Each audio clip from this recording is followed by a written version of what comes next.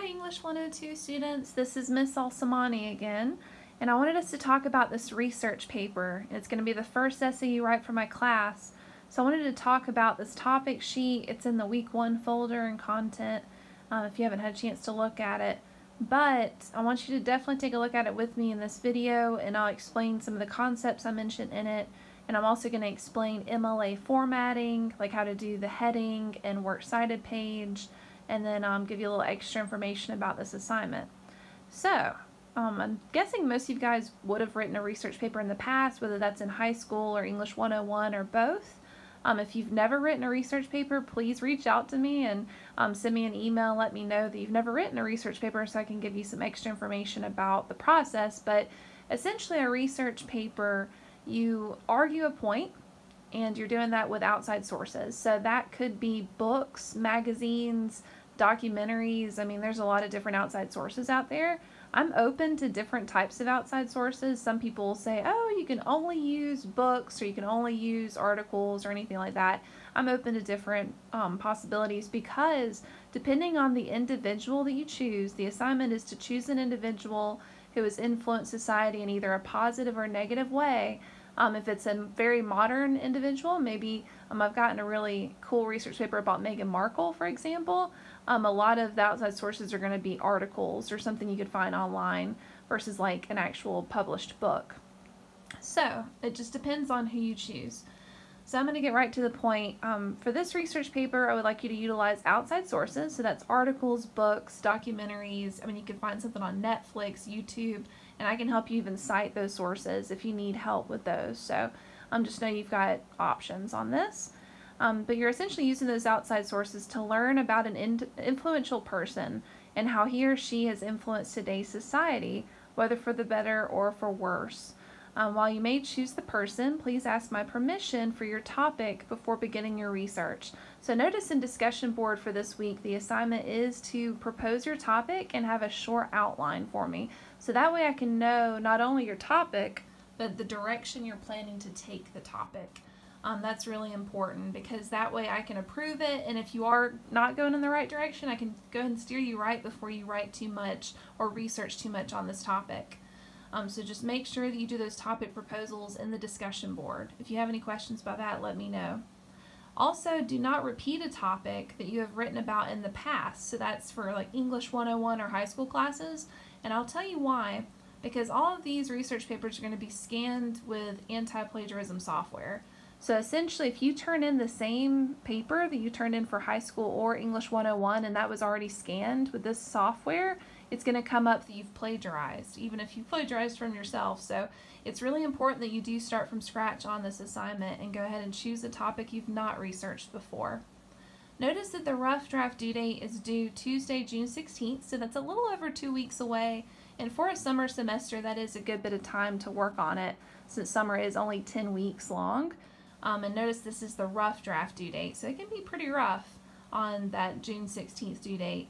You'll turn the rough draft into discussion board because I like you guys to do peer review, so your classmates will look over your research paper and give you feedback on it, and that way you can revise it to make it a final draft.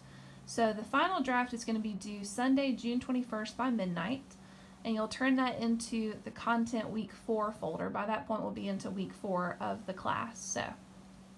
And I have on there like submit your research paper final draft within that content week 4 folder. So notice that it's 100 points possible and it's 40% of the final grade. So it's a huge chunk of this final grade. That's why we're going to spend so much time on it for this semester, especially considering it is a 10-week semester. Notice that the research paper should be at least 1,500 words in length. So that is the minimum.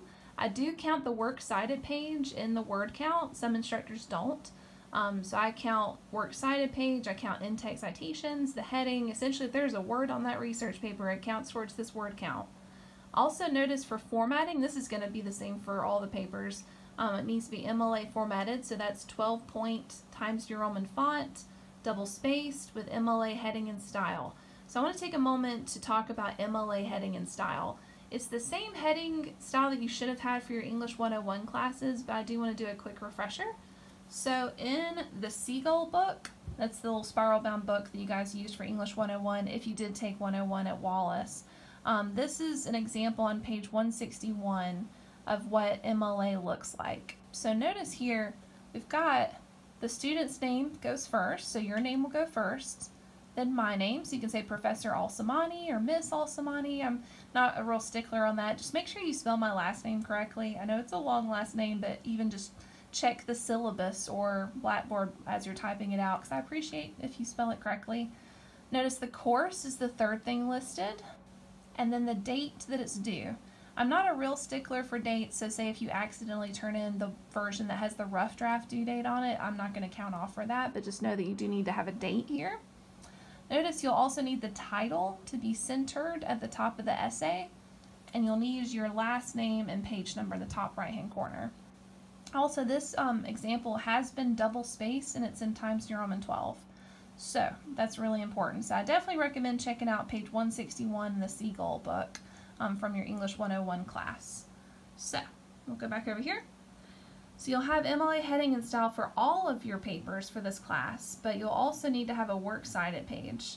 The works cited page is that last page of your essay that gives all of the outside sources credit. It gives them all, essentially, you're giving them their fair due on giving you information. So in the Seagull textbook, the example is on page 168, and it has a works cited example for you.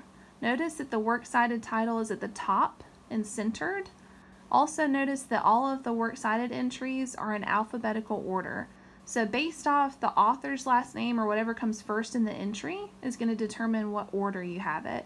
A lot of students like to put it in the order that it is in the research paper. So if it's like in the first body paragraph, they would list that first in the second body paragraph, so on and so forth. But really it's alphabetical order.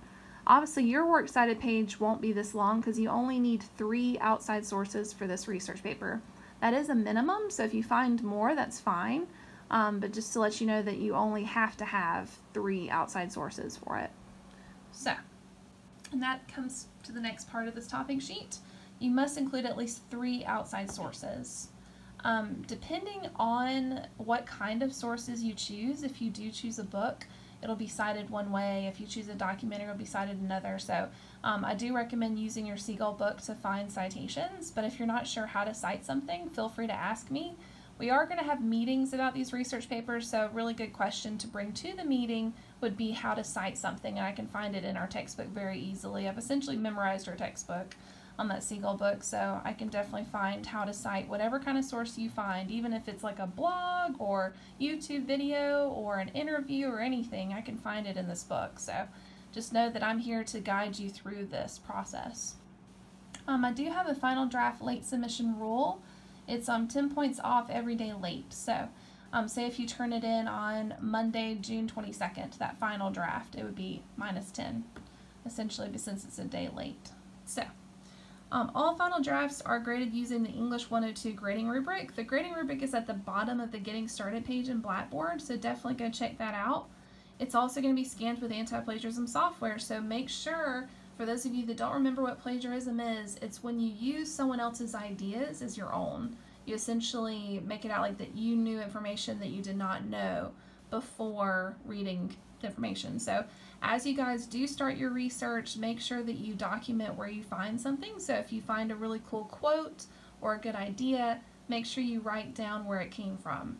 So that way we can talk through how to do the in-text citation. So that brings me to in-text citations. On this part of the topic sheet, you don't have to do a brainstorming or outlining exercise unless you just want to. Some students like to use that space to write out ideas, and that's why I started creating that space on the topic sheet, because I noticed a lot of students were doodling around on there, and I just want to give them a space to do that. So for those of you that like to do pre-writing as you're developing your ideas. For those of you that are nervous about research papers, I'm happy to guide you through your topic or help you choose a topic as well. I'm here to help you with any step of this writing process. So, for those of you that might need a refresher on the in-text citations, so these are the things, say if you quote something and it has a page number and you need to show where it came from. This first example is great. It has the author would be listed first and then the page numbers at the end in parentheses. Another option is to do the author and page number like this. Either way is fine. As long as you've given the author credit and list the page number, you're good. For a website, there are no page numbers, so you would not list a page number for a website. If you don't know the author, say if it's like a website article and you don't have a page number or an author, you would list the title of the article. So an example of that is right here, page 125. So they just did the title of the article in quotation marks in the parentheses. So you would most likely have author and page number if it's a book. If it's an online source, it's most likely going to be the title, like so. And obviously, as you find other sources, just let me know, because then that way we can talk through how to do the intake citation, how to do the works cited page, and make sure that you feel really confident about this research paper. So, if you have any questions whatsoever, please let me know. I am only a phone call or email away. And like I said, you've got about 2 weeks on this rough draft, but don't wait to the last minute to do the rough draft. Please go ahead and turn in that topic proposal whenever you're ready to, and that little outline, and then I can give you thorough feedback. I'm going to give everyone feedback on their topics and kind of the direction they're going, and that way you can feel comfortable moving forward. So I hope you have a wonderful day, and thanks for tuning in. Bye!